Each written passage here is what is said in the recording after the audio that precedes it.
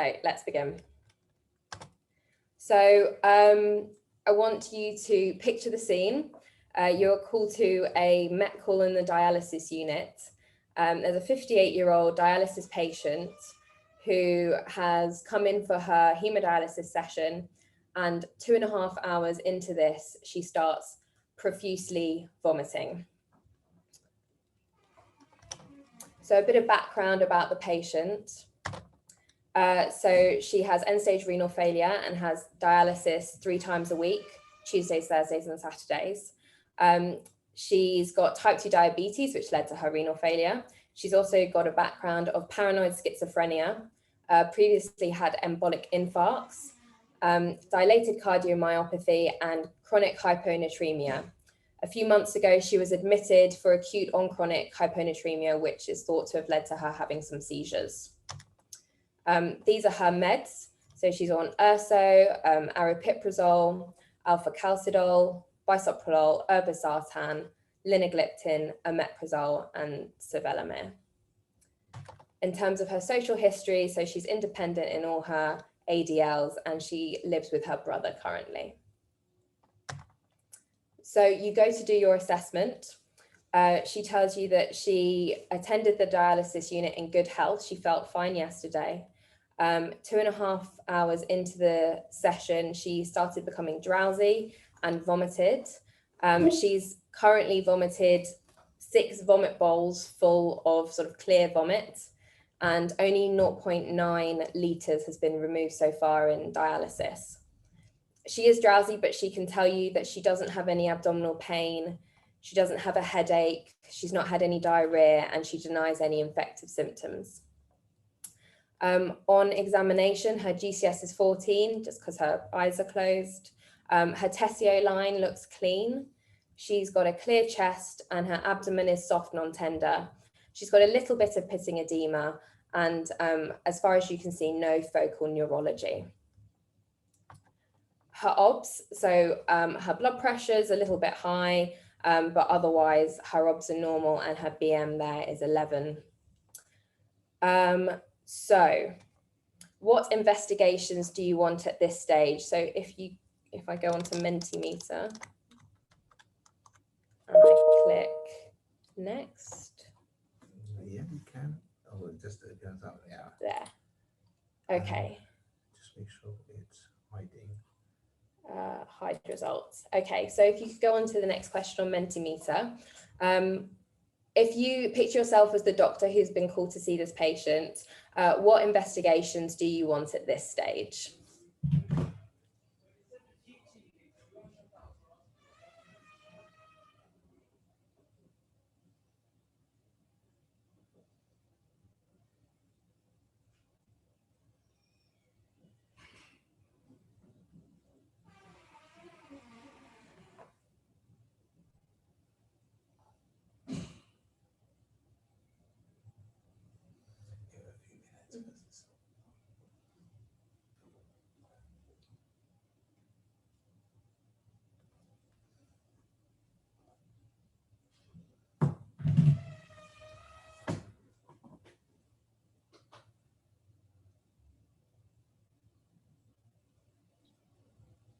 So just to recap, she just vomited. Yeah, this is the thing. She's vomited. Right? She's profusely vomited about 6 vomit bowls now. Is a bit drowsy, but her OBS are normal.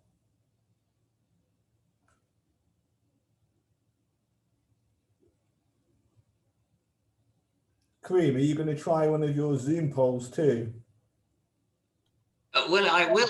No, you can't. It's multiple choice. ABCDE. So I will if you want. If there's something that we can, it's just an experiment, really. I want to see what people think of the software, but no, we'll keep going with this for now. I think we should probably have a look at the answers. Okay. So bloods, venous blood gas, VBG, gases. Someone said a CT head because she's drowsy. That's fair enough. Ketones, electrolytes, transfer to Hammersmith Hospital. It's not an investigation, but we could try. It's always my plan. Always a plan. Okay, good. Okay. So yeah, the first thing that she had was a VBG. And this was done, if you have a look at the time, just before 6 in the evening. And the obvious abnormality here is that her pH is less than 6.8. That's as low as it goes on the machine. So it's unrecordable, as is her base excess bicarb and anion gap. So having a look at that, if we go back to Mentimeter, sorry.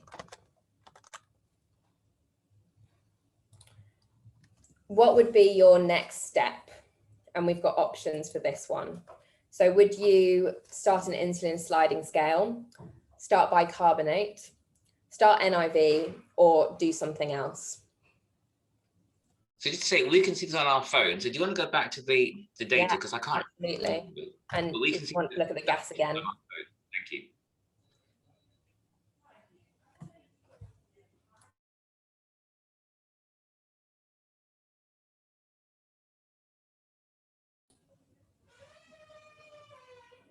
I have to say, this is one of the scariest blood gases I've seen in a long time. And when I saw it, I nearly fell off my chair. Well, actually, I did fall off my chair, but that's just me normally.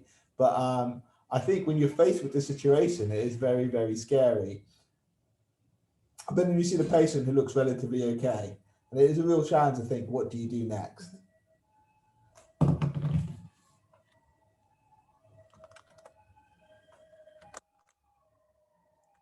7 people have voted. Shall I have a look? Let's Come have on, a look. can you all come on? We know there's at least 10. There we are. We've got 11 now. 11. Okay, let's have a look. So Ooh. interesting. Yeah. So bicarbonate could be an option. We thought that the first thing you would do here is a little bit of a trick question, is you would repeat the blood gas, rebleed the patient and just check, make sure it hadn't been sort of contaminated with something else, just to be sure that what you were seeing was correct. Great. So next question, hide results. So what do you think is going on? Open question here. And you can say you've got no idea if you've got no idea as well.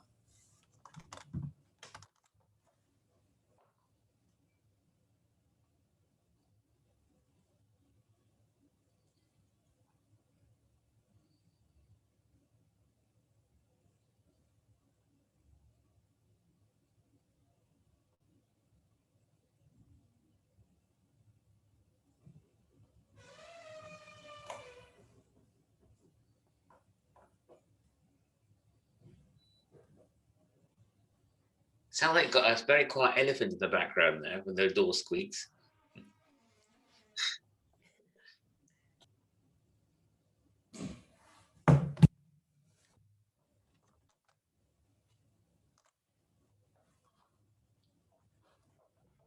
It just takes a while to type the text, so be a bit patient, everybody, because you've got to write a word and it's a bit slower than.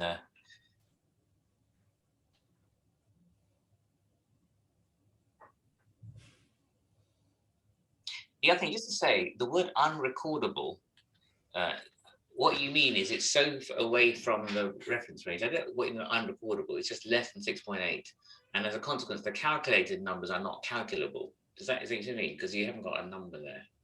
Yeah, exactly. I think on the actual paper that you get, it says unrecordable. Oh, does it? But I think the yeah, you're right. The levels are just so low out of the ranges. Because you don't know if it's too high or too low when it says it's unrecordable, unfortunately. But I suspect. Well, you've got a less than 6.8 there. So the pH is going to be low, which means the bicarb's going to be low. Or is it? Well, it depends on what. Let's see what people write. I have to say, this is a classic case of something that happens at 6 o'clock on a Friday. Yeah. When nearly the whole hospital is left. But was it a Friday? Yeah, of course it's always going to be a Friday at 6 o'clock. You swapped into the on-call, you come to this patient, you really regret it. Let's have a look. Yeah. Okay. Oh gosh, they're all moving. Okay, some good answers though. So VBG of blood near dialyzer, need to know anion gap, type 2 diabetes, a metabolic acidosis. Yeah, ketones, someone is saying overdose. That's a good thought as well. So essentially, all we knew at this point was that it was a severe metabolic acidosis, and the decision was made that this patient, the best place for this patient to go is resus. So they were transferred to resus and they were referred to the medical team.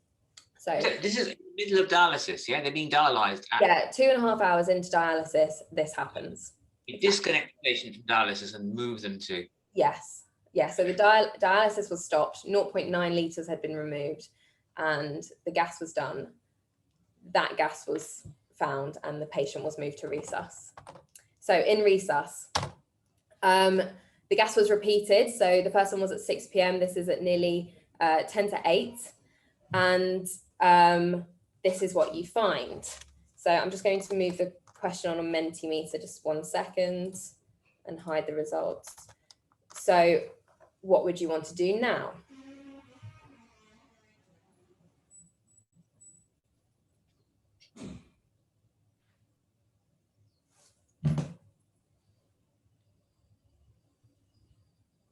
So we've still got an unrecordable pH, base excess bicarb, and anion gap.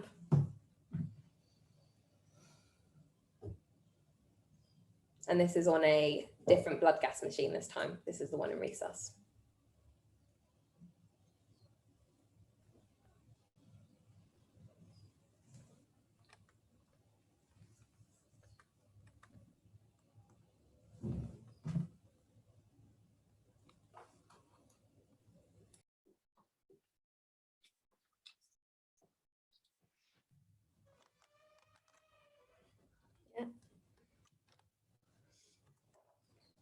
Ketones in big letters, good. A toxic screen, give bicarb, history and exam, repeat blood gas again, call for help. These are all really sensible suggestions. Calculate anion gap.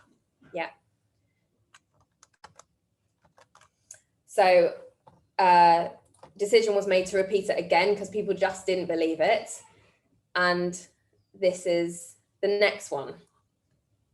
So have a look at that. Again, I'm just going to move Mentimeter on. Results. So what will you do at this time? Have a good look at the blood gas. Okay, and I have to be honest, at this point, I decided I wouldn't repeat another blood gas. I'd had 3 different blood gases done in 3 different machines. I believe the data. You could say I probably could have been fine with 2 blood gases, but Is this patient still talking to you? Yep. Yeah.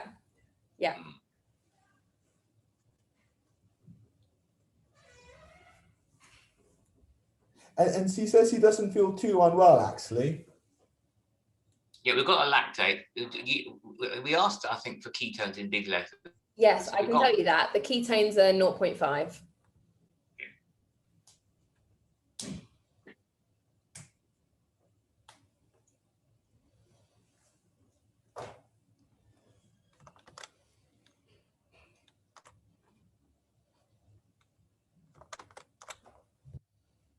I think it's 4 because we're all struggling.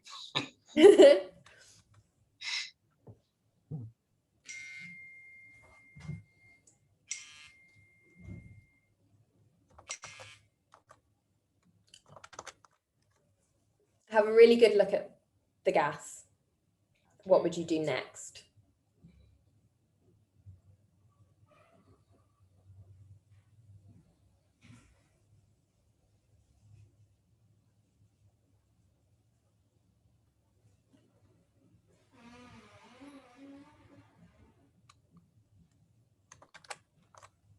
Okay, 10 people, great. Check the dialysis machine. Treat the hypotassium, good. I was hoping that someone would recognize that. Treat the hyperkalemia. Ketones still, redialyze. Discuss with renal. Calcium gluconate. Give steroids. Excellent. So as just a learning point here, always remember to look at the whole gas, not just what you're interested in. So we were repeating the gas here, so obviously have a look to see if the pH was still unrecordable, etc. But what has happened in the interim is that we've now got a hyperkalemia, a potassium of 7.1, which could have easily been missed if we'd have just been sort of blinkers on looking at the pH. So those of you who wrote treat the hyperkalemia, or words to that effect, absolutely well done. So these are the routine bloods as well. Nothing really that exciting here. Just to point out that the urea is 5.5 and pre-dialysis it was 13. So just making the point that this patient did have some dialysis there. She had the full COVID care set, so we've also got a vitamin D level as well. Not that useful for us at the moment, but good to have. You know what the potassium was pre-dialysis? Because you've got pre-dialysis sample, which you probably have if you've got the urea. It was in the normal range. I can't tell you exactly what it was, Kareem. Sorry. Good question. Really good question. And I think these bloods were taken when she first got to resus. So potassium normal at this, well, 5.6 at this point. So we go and we assess the patient again. So the obs there, you can see that patient is a bit more hypertensive, but still pretty much normal obs, a little bit tachycardic. Actually, she's not really too drowsy anymore, even though we've not really done anything. And she confirms again that she was feeling well yesterday. She didn't denied any recreational drug use or overdose. People were mentioning, has she taken an overdose? She's got a background of paranoid schizophrenia, but she denied this. And then examining her, she was lying flat on the bed. She wasn't hyperventilating. Tummy was soft. So she really wasn't behaving in a way that you would expect someone with a VBG that looked this bad. So the impression was that there's a discordance between the VBG and the clinical state. So is there something that's going on with the VBG machine, or could there be something that's going on in the blood which is causing the wrong results to come up? Or if it is true, then judging by the timing of the events, that this all started during dialysis, something has happened during the dialysis to cause this metabolic acidosis. So the plan was to first and foremost treat the hyperkalemia, the potassium of 7.1. She was referred to ITU because ultimately we needed to correct this acidosis. And Dr. Tarakan discussed with the clinical biochemist, is there any reason why the machine might be broken or giving us these results? And I believe that the outcome of this conversation was no, there was nothing seemed to be wrong with the machine. And they couldn't really think of any reason at this point why the bloods would be coming out as they were. Although, to be fair, clinical biochemistry did come up with the answer in the end and emailed me a case report. So thank you to them. No, I see. It's a rarity that we're looking at. Right, case report level. Okay. So in ITU, so she was filtered for a 24-hour period. And then this was her venous blood gas prior to her step down. You can see it all looks nice and normal. And she was discharged from hospital, I believe, the following day. So to explain a little bit about what actually happened, I think we're now handing over to Dr. Tomlinson. Yes. So for those of you who don't know, just one gas on the way. We've suddenly got a normal one. Were there any like in between? Did it slowly come up, or? Yeah. Yes. Sorry. It gradually sort of came up with as the patient was being filtered. She had an art line, and gradually it got better. I mean, we've already had a look at 4 blood gases. There's only so many you can look at in one presentation. So Yeah, for those who you don't know, Dr. Tomlinson is the head of renal, and he is the person I emailed as soon as I saw this case because I knew I needed his brain to help me solve it. And he's going to give us a talk and explain to us a little bit about dialysis, which I know what it means and I know what we do, but I don't really. And so he's going to help explain it. Thank you, Dr. Tomlinson. Pleasure. Hi. Lucy sitting to my left is one of the dialysis students who's one already put forward some good suggestions as well. So, but yeah, when I first heard that gas from, it's actually the renal reg who'd heard the story, and I thought it's complete nonsense because the patient would be dead. And I didn't think it was a real reflection of what was happening to biochemistry, but I think it was. Whilst I'm trying to share the screen, George, I didn't realise the duty biochemist had come up with what they thought was the answer, because I'm not privy to that. Because I've got my theory, but I don't know if that's consistent with theirs. I think it's the thing I talked to you about. I thought it was included in the email I sent to you. There's a case series of a couple of cases that were similar to this. But why don't you tell us your theory, and I'll tell you if it matches up with the case series. That's really good. I've managed to confuse things by not telling everybody anything. Yeah, exactly. I'm really excited to know now as well. That's yeah. Can you see my screen? I'm not used to the Zoom platform very well, so am I showing you my slides? Yeah, perfect. Convection. We can also see all your slides on the left-hand side. That's it. Perfect. Perfect. Great. So listen, I'm not going to, this is Friday, so I'm not going to go crazy on the finer physical points of the dialysis process, but just as a refresher, because I'm sure you're all well aware of how dialysis works. And in truth, most nephrologists see it more of an art form rather than a precise science, and knowing every detail of it. But just to remind you, so it's all about diffusion and convection in terms of what we're trying to achieve. And fundamentally, dialysis is there to remove fluid, but also to remove solutes that we can remove from the blood that normally our body would produce as waste and normally be excreted by the kidneys. So diffusion is one part of the important part of the process. So if you remember from your GCSE or O level, depending on your age, then diffusion is the net movement of molecules from a region of higher concentration to an area of lower concentration. Whereas convection is more about mass transport. So if you think of a fluid kind of vehicle carrying solutes or carrying stuff in the air or the fluid along with it according to the mass flow. So if we look at diffusion across the filter, you can start to understand how dialysis might work. So on the left-hand side, you can see the blood flow, and then there's the filter itself. And then on the other side of that, you've got the dialysate. And so these go in different directions for reasons which I won't quite go into, but it's to maintain a concentration gradient along the filter. So blood will flow one way, and then through the other direction, dialysate will flow. And so if you imagine someone who's pre-dialysis comes in with a urea of 30, that urea will be higher on this side, on the blood side, than on the dialysate side, where there is no urea until it starts to increase the concentration as more goes across the membrane. So it will go from an area of high concentration to an area of low concentration. And there's quite a few factors that will influence how much that goes across or diffuses over. And one of this is rate of membrane collision. So the number of times these little molecules of urea will hit the membrane, find a hole and go through. And so that's relevant to gradient, because obviously if there's higher number of molecules on this side, you're going to get more collision events and more passage through.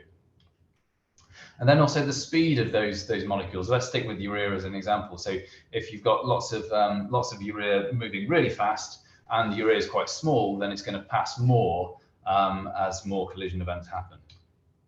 And then also what happens in laminar flow, you get different speed of flow through a lumen, don't you? And across along the walls, it tends to be slower as there's more resistance along the walls. So you do get different speeds. So the way the dynamics of any vehicle or any fluid flowing through a conduit, according to the speed and the shape and the size, that you'll get different layers moving at different speeds, and that will affect the membrane collision event as well. And then finally, membrane resistance. So actually that's what it's made out of, how thick it is, how many holes there are, will affect obviously what goes through it. Thinking about convection, so that's diffusion. Convection is the other kind of process that happens to perform dialysis. So convection is really about the passage of fluid through, and that will drag through the solutes as well. So again, it's the same blood side on the left-hand side. That's an area of higher pressure, moving to an area of lower pressure on the dialysate side, and that will drag through fluid. That's how we get rid of the fluid, the water component, and then that will drag through some dissolved elements as well. And so that's important. That's kind of governed by the transmembrane pressure. So the permeability, again, down to the pore size and what it's made out of. And also osmotic forces. So an area of high concentration on one side will, if you've got a higher gradient, then obviously the osmotic force would be greater. So any questions about any of that yet? Please do speak up, because I'm just going to carry on otherwise.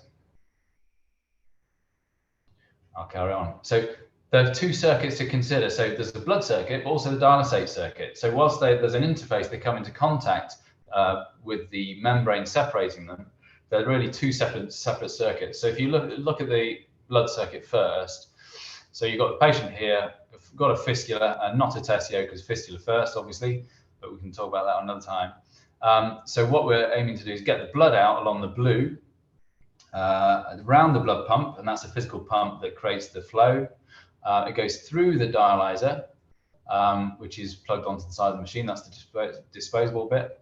It goes back through some sensors, an air trap, and a couple of detectors that will safety net alarms, and then that goes back as so-called clean blood back into the circulation. And that's on a session, anything between 3 and 4 hours, and you can process anything between 70 and 100 litres of blood in only one session. And if we look at the other circuit, this is quite a busy slide, but the other circuit is looking at the circuit of dialysate, the passage through the circuit of dialysate. So here you can see this is to explain how the blood moves through the filter, and then on the other side of the filter, you can see on the membrane, you can see dialysate flowing in the other direction. On the right here, I'll just walk you through. So if we start with the dialyzer, it's probably easiest to start there. It's a circuit, so there's no obvious start and finish. So if you look at the dialysate will come through past a couple of blood leak and air leak alarms and sensors. There's a pump that drives the flow. It's warmed, so the dialysate is warmed as it goes along the circuit. So you've got a couple of heating elements. Any excess is drained off.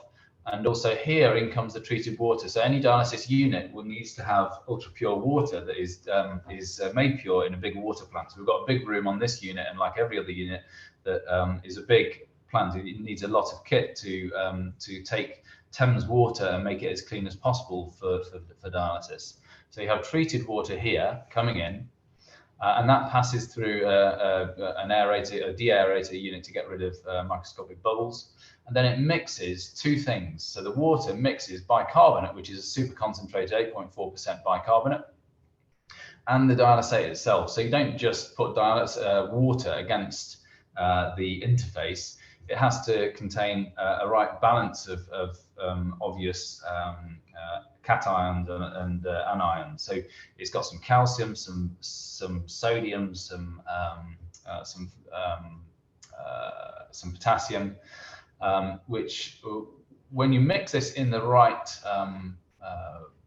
proportion, gives you a more physiological pH and a more physiological electrolyte balance. So you don't dialyze against a sodium or a calcium of 0, you dialyze against something that's close to physiological range. And so we've got different dialysates, which I'll show you in the next slide, about how you can mix that and change it according to the patient's needs. So pure water coming through, bicarbonate, the acid concentrate of dialysate, and then it goes through a filter and then through a pH probe to check the pH and the conductivity cell. So it passes a small electric current through the dialysate to look at the relative sodium content to make sure that's appropriate, and then it carries on through. So it's going round and round like this, completing the circuit and getting rid of the excess, the used dialysate into a drain. This is a photograph of the big 5-litre bottles of dialysate we use, and you can see here that you can look at the some of the components in here. So this is an acid concentrate, so it's a hyper concentrated solution prior to the water mixing and prior to the bicarbonate mixing. You can see it's got sodium chloride in already, it's got potassium chloride, it's got calcium. It's also got acetic acid, hence the acidity. And if you read this bit, this is designed to deliver this. It's not what it contains now, it's designed to deliver this once you've got the right amount and flow of water and the bicarbonate in. So I'm assuming you can see my cursor circling this. which is telling you that it should be providing a dialysate that's physiological in many respects. It's got a lower K because obviously sometimes you can change that according to the patient's needs. And that's an ionized calcium, so it's close to normal. If I look at this, so this is, if you notice, this was an A28. You've got different dialysates available that you can buy off the shelf, and according to the patient's needs, you can give them a higher or a lower calcium, a higher or a lower potassium. They all contain a similar amount of sodium, but the bicarbonate mixing provides a more physiological 138 or 140 millimole per litre.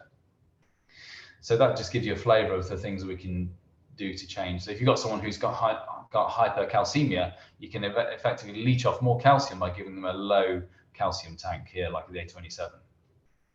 Do you say that's the ionized calcium, or is that the calcium that you're delivering? That's ionized calcium. Ionized. Okay. Why are they? Yeah, because this won't see. This is only staying on the dialysate side, and then obviously the ionized calcium on the other side is supported in balance with the albumin on the blood side.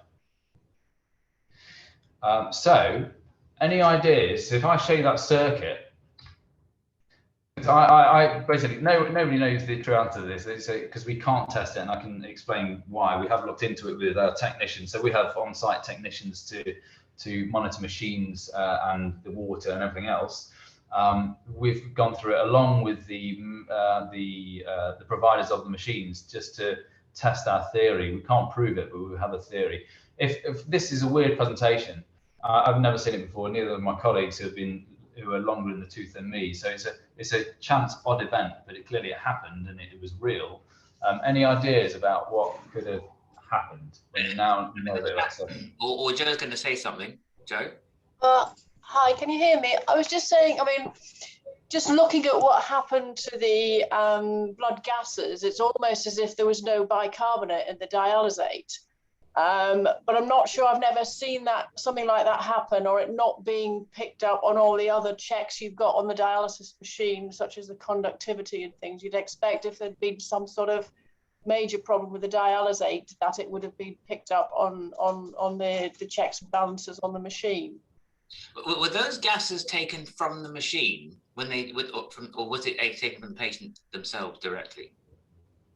So those gases, it's funny, when you look up the record, she's the most well-gassed person I've ever seen in the first 12 hours of admission, because I think nobody could quite believe it. Everyone thought it was an assay nonsense, or maybe the machine was bust, but several different blood gases taken from different sites, peripheral and on the machine, and then when she was off the machine in A&E. So it was all real. It was done on different machines as well. So there's no question that that was what was happening in her circulation. Because there's various comments. There's one comment about a broken bicarbonate filter, and then the other possibly is something leaking, some acetic acid leaking into dialysate. But that would make if the patient was acidotic, then the acetic acid would be in the patient. So it's a bit tricky to use that as an explanation. Yeah.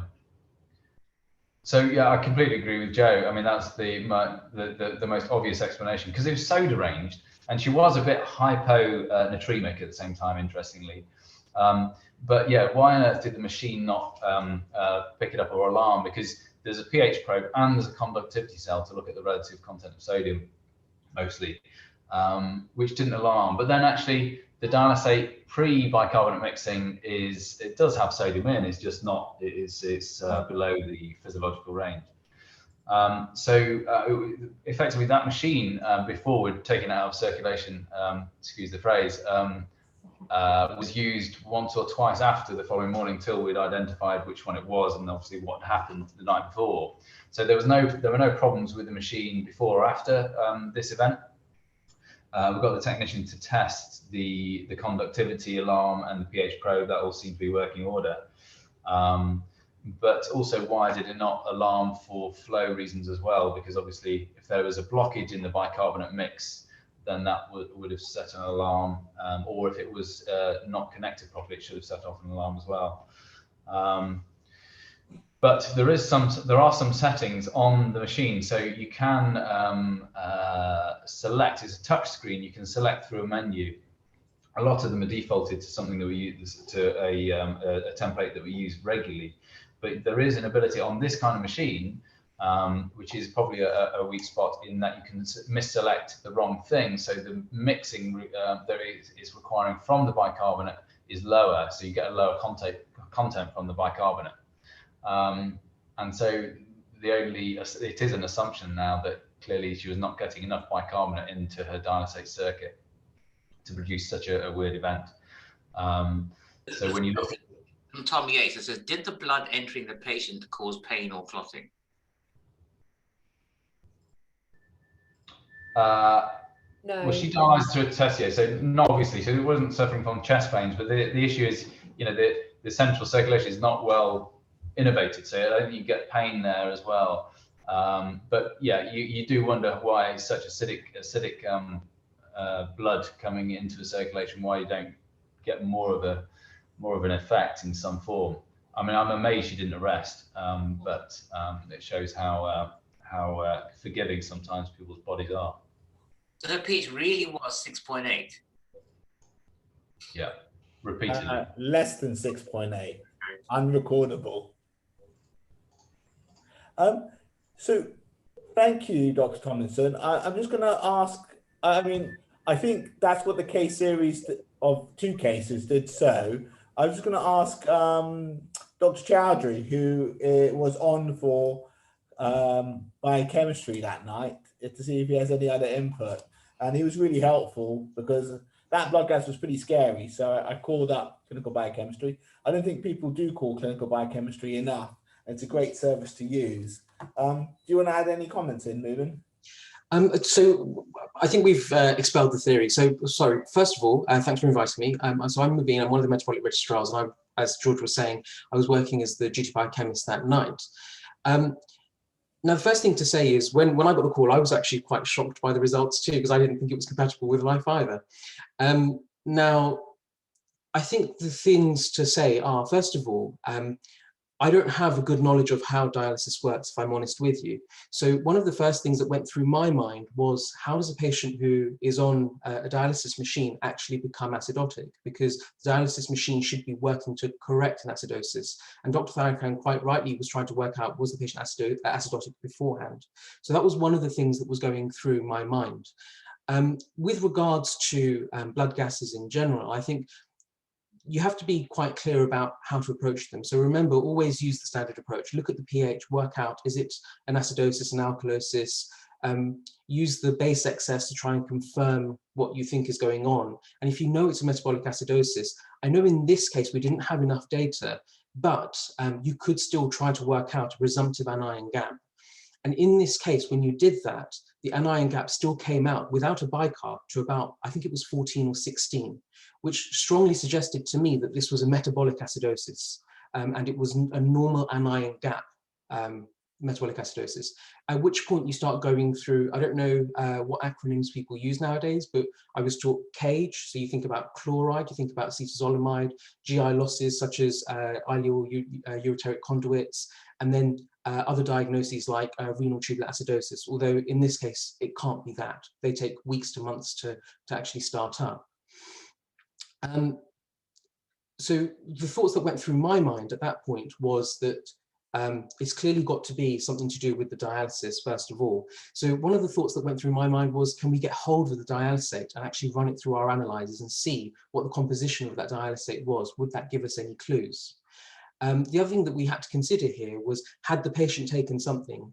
Now, at this point, what I had done is add on an osmolality because I wanted to work out the osmolar gap. So if the patient had taken something, my hope was that the osmolar gap may demonstrate that there's something exogenous in the system, which it didn't. The osmolar gap at every point was less than 10. Or in fact, at single point, rather, I should say, was less than 10. Even saying that, though, I am still considering whether we should send this patient's blood off for an unknown drug screen, and that will give us confidence to say that there's definitely nothing else exogenous in there. And I think that's pretty much most of the points I would make about this case. At this point, is there anything that you want me to address or any questions that you have? No?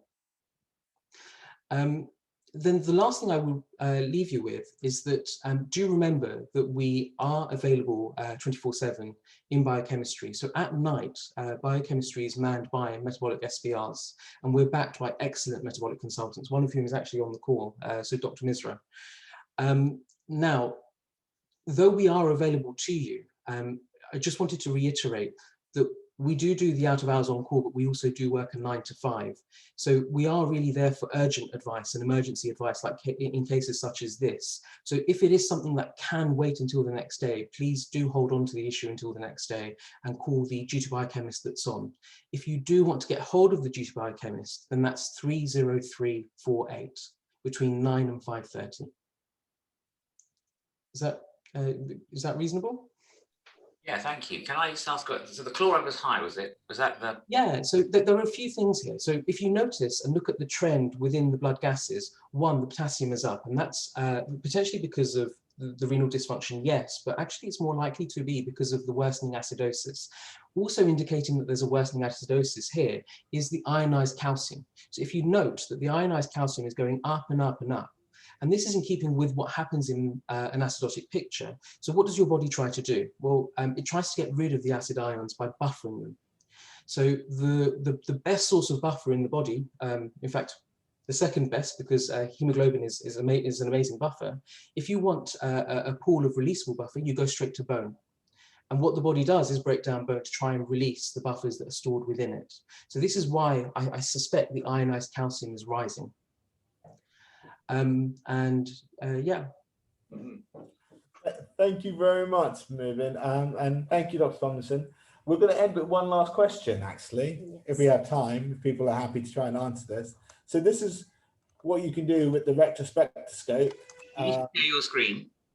Oh, Oh, golly.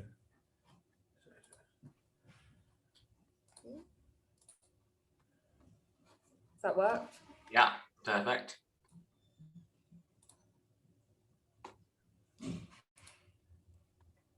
Okay, so with the gift of hindsight, so if we go back to thinking you are the doctor who's been called to the dialysis unit and you see that gas, what would you do? Would you send to the emergency department as we did in real life? Would you send them straight to intensive care? Would you just try dialyzing them again with a different machine, or would you just do nothing and just pretend you were never there?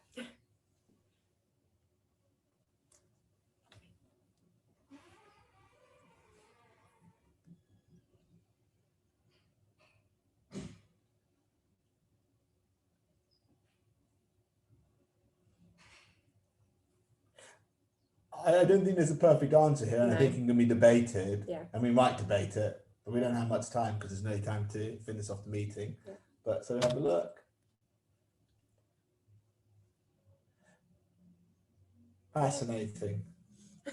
The ITU thing might be for filtration, because if dialysis isn't working, I don't know what James thinks. Is that a safer option? Do we start filtering? That is, that won't make the same mistake. Well, Lucy with me quite rightly raised the question. Actually, in an ideal world, she would have stayed on the machine. But my point is, you just don't know with that clinical picture and the derangement. You think, Christ, we've got to stop what on earth is happening here and just reassess and work out what on earth is happening. So actually, I think, yeah, I don't, even if it was to happen again, I don't think we'd do it like this. But I think on reflection, to stay on the dialysis machine, change the settings, or perhaps change the machine just to be sure, and then get on the dialysis machine, that would have fixed things pretty rapidly, actually. But then actually, when you change anything in such a fast rate, even from a very abnormal to a normal pH, that may have stimulated the rest. So perhaps overall, the best thing is just that. I think you had to send to A&E to give you time to work out what on earth was going on, and then ITU. So in my opinion, in that order, just as the medical team did, was perfect. I completely agree with that, Dr. Tomlinson. I guess from my point of view, they did come down to ED and then spend a good couple of hours just with me doing repeat blood gas after blood gas and different machines. I might have sent it off to a different hospital. And I just think it would be nicer, perhaps in hindsight, for me, and the patient is fine, so that's all good, to have either dialyzed or got them up to ITU faster. And the problem is every time a patient saw them, a doctor saw them, they had the same issue in their head as this can't be real. So we went up there with the ITU registrar, came down, couldn't believe it, called his consultant. He came down just to make sure the patient was alive. And it just slowed things down a little bit. Everyone accepted as fast as they could, but it's just a difficult situation because we never had experience of it before. Did anyone know why the CO2 wasn't lower? Why was there no compensation? Yeah. Really good question. So Sos asked me that, and I said when I saw the patient initially, they were slightly drowsy. So I think there's a combination, a mixed. So it's actually a mixed acidosis because the compensation wasn't there that you would normally get. Exactly that. And actually, when you look at Amy, when she's less drowsy, it does go down a bit. So yeah, no, it was being counterbalanced by that hyperventilation. So I had a thought about this at the time, and I also did wonder whether respiratory compensation would have worked, because respiratory compensation only works in the presence of bicarb. Where this patient does not have bicarb, I'm not sure that the respiratory compensation would have actually affected the pH. Oh, okay. That's interesting. So that's why you call the clinical biochemist at night, anytime. They're there waiting to answer that phone call. Don't call me. I think we're probably running out of time unless anyone else has any questions. But I just did want to thank both Dr. Chowdhury and Dr. Tomlinson for coming to this talk and helping out, both clinically for the patient, but also for the presentation, because I didn't give them much notice. And it is really a good reflection of how well acute medicine works with renal and clinical biochemistry and how we all support each other. So I'm very grateful for all the help that we got. And also to Shosh.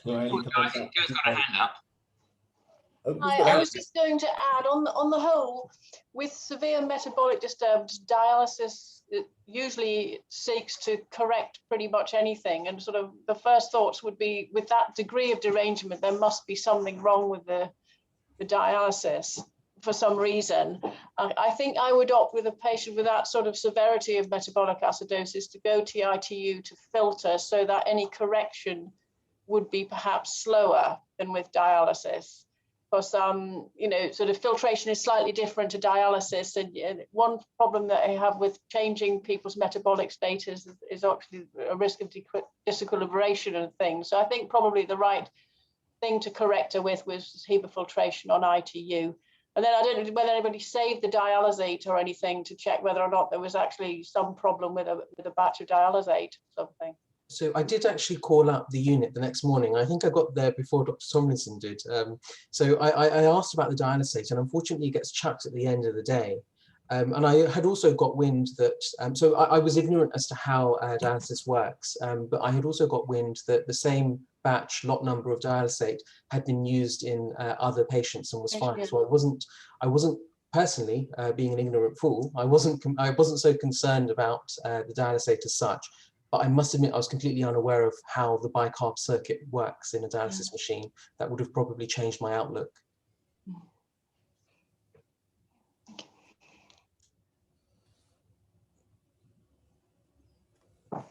Thank you. That was a lovely presentation. Yeah, really great case. Thank you very much indeed. I'm going to put it onto YouTube. Is that all right? That's fine. Everybody? Thanks, George. Thanks, everyone. Thank you. Bye.